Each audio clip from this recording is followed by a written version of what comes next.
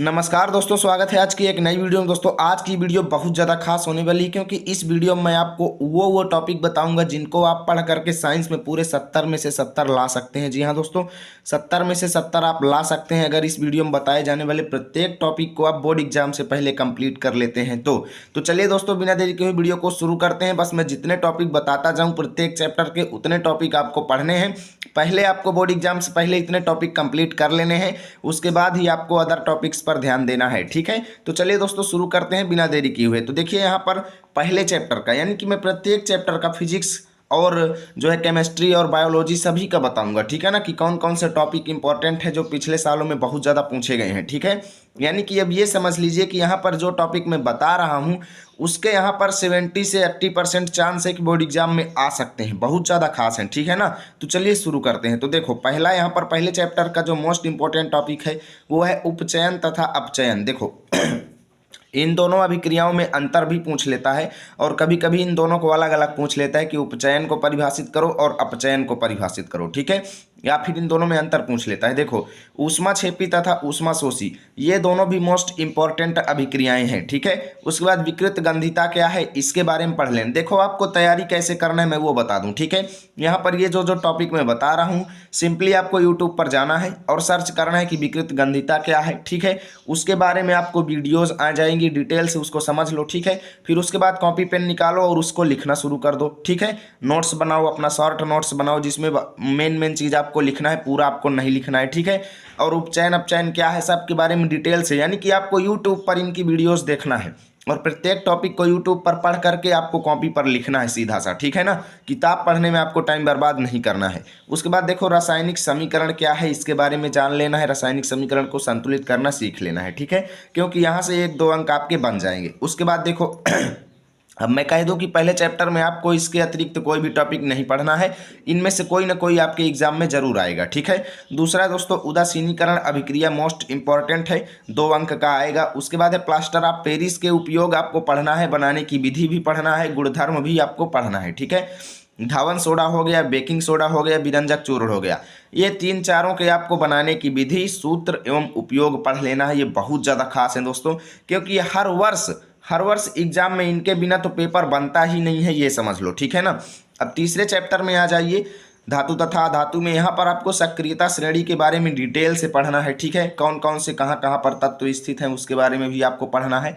Version तथा निस्तापन में अंतर भी सीखना है और दोनों की परिभाषा भी आपको पढ़ना है। ठीक है, आयनिक यौगिक क्या है परिभाषा पढ़ना, आयनिक यौगिक कैसे बनाए जाते हैं ये चीज़ भी आपको सीखना है। उसके बाद उभयधर्मी ऑक्साइड क्या है। ठीक है, तीसरे चैप्टर से ये 4 टॉपिक आपको पढ़ना है, बहुत ज़्यादा खास है भाई, इनसे बोर्ड एग्जाम में क्वेश्चन 100% बनते हैं। ठीक है, आप किसी भी वर्ष के पेपर को उठा करके देख लो, ये प्रश्न आपको जरूर देखने को मिलेंगे। और हाँ, 1-2 चीज़ मैं यहाँ पर भूल गया हूँ, आप लोग लिख लेना, तन्यता। ठीक है, तन्यता हो गया और आघातवर्धनीयता। ठीक है, आघातवर्धनीयता भाई ये बहुत ज़्यादा इंपॉर्टेंट टॉपिक है, इन दोनों को मैं लिखने को ही भूल गया, लेकिन आप लोग लिख लीजिएगा। तन्यता तथा आघातवर्धनीयता ये दोनों बहुत ज़्यादा इंपॉर्टेंट है, इन दोनों में अंतर भी पूछ लेता है। चलो देखते हैं चौथे चैप्टर का। देखो चौथा चैप्टर अगर मैं कह दूं कि पूरी केमिस्ट्री में दूसरा चैप्टर और चौथा चैप्टर इतना ज़्यादा खास है, इतना ज़्यादा खास है कि मत पूछो। ठीक है ना, ये दोनों चैप्टर से आपके केमिस्ट्री के 50% क्वेश्चन बनने वाले हैं, ये बात समझ लीजिएगा। ठीक है, देखो संतृप्त तथा असंतृप्त हाइड्रोकार्बन में अंतर मोस्ट इंपॉर्टेंट क्वेश्चन है। उसके बाद एथेनॉल तथा एथेनोइक अम्ल के गुणधर्म आपको पढ़ना है, इनकी रासायनिक अभिक्रियाएं पढ़ना है, रासायनिक सूत्र आपको इनके याद कर लेना है। ठीक है, और साबुन की सफाई प्रक्रिया तो भाई बहुत ही ज़्यादा इंपॉर्टेंट है। ठीक है, इसके बारे में डिटेल से आपको पढ़ना है। और प्रतिस्थापन अभिक्रिया क्या है इसके बारे में आपको परिभाषा वगैरह और 1-2 सूत्र आपको पढ़ लेना है। ठीक है, अब देखो भाई बायोलॉजी में देख लीजिए, बायोलॉजी के मोस्ट इंपॉर्टेंट जो टॉपिक बता रहा हूँ एक भी छोड़िएगा मत, वरना मार्क्स आपके कट सकते हैं, ये बात समझ लीजिएगा। ठीक है, देखो जैव प्रक्रम चैप्टर में आपको पढ़ना है हृदय का सचित्र वर्णन। ठीक है, आपको कार्य विधि भी पढ़ना है, नेफ्रॉन की संरचना पढ़ना है, पाचन तंत्र का सचित्र वर्णन आपको पढ़ना है, और दोहरा परिसंचरण क्या है इसके बारे में डिटेल से पढ़ना है, और लसिका क्या है इसके बारे में डिटेल से पढ़ना है। ठीक है, अब देखिए अगला चैप्टर जंतुओं तथा पौधों में नियंत्रण एवं समन्वय मोस्ट इंपॉर्टेंट चैप्टर है। इसमें आपको मानव मस्तिष्क की संरचना पढ़नी है, तंत्रिका तंत्र का सचित्र वर्णन आपको पढ़ना है, ऐच्छिक तथा अनैच्छिक पेशियां आपको पढ़ना है, और पादप हार्मोन के प्रमुख नाम एवं काम क्या है, ये चीज आपको पढ़ लेना है। ठीक है, अब देखिए प्रजनन चैप्टर में आपको कौन कौन से पढ़ना है। लैंगिक तथा अलैंगिक जनन में अंतर आपको पढ़ना है। ठीक है, परिवार नियोजन की विधियों के बारे में आपको डिटेल से पढ़ना है और मुकुलन क्या है इसके बारे में आपको पढ़ लेना है। ठीक है, अब देखिए आनुवंशिकता चैप्टर में आपको मेंडल के तीनों नियम आपको अच्छे तरीके से पढ़ लेना है। ठीक है, समजात अंग क्या है इसके बारे में आपको पढ़ना है। डीएनए तथा आरएनए में प्रमुख अंतर आपको याद कर लेना है और समरूप अंग क्या है इसके बारे में भी आपको डिटेल से पढ़ना है। अब बात करते हैं फिजिक्स के। देखिए मोस्ट इंपॉर्टेंट टॉपिक मैं आपको बता रहा हूँ यहाँ पर, इसमें 2 चैप्टर मिले हुए हैं। ठीक है, 2 चैप्टर, मानव नेत्र तथा रंग बिरंगा संसार और प्रकाश का परावर्तन तथा अपवर्तन, दोनों चैप्टर की ये मोस्ट इंपॉर्टेंट टॉपिक हैं। स्नेल का नियम, आवर्धन क्या है, दर्पण सूत्र तथा लेंस सूत्र आपको पढ़ लेना है, अच्छे से सूत्र पूरा याद कर लेना है। ठीक है, डेरिवेशन में मत परेशान होइएगा, डेरिवेशन बिल्कुल भी नहीं आता। ठीक है, लेंस की क्षमता आपको पढ़ लेना है। दृष्टि दोष क्या है और दृष्टि दोष के प्रमुख प्रकार क्या है, दूरदृष्टि दोष, निकट दृष्टि दोष, जरा दूरदृष्टि दोष, दोनों तीनों को आपको पढ़ लेना है। ठीक है, वर्ण विक्षेपण के बारे में डिटेल से पढ़ लीजिएगा, बहुत ज़्यादा पूछा जाता है। उसके बाद तारों का टिमटिमाना, ये तो एक बहुत ही ज़्यादा खास टॉपिक है। और वायुमंडलीय अपवर्तन क्या है इसके बारे में डिटेल से आपको पढ़ना है। अब देखिए यहाँ पर जितने भी टॉपिक हैं ये डिटेल से पढ़ने वाले हैं।